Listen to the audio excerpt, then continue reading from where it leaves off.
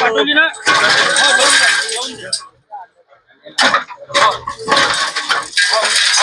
lock कर दे lock जल्दी बोला ना यार तुम्ही या इथं हजर वाल्या मी आलो इथं मला जे आहे ते पडेल ते समोरचं काढलं आणि तिकडे जिना पडेल बाकीचं आणि वरच्या मधल्याची जर परमिशन नाही आहे तर वरचा मधला पडेल त्याच्यासाठी 30 दिवसाची नोटीस दिलेली आहे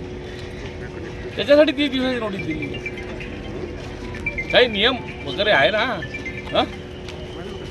सर ऊपर के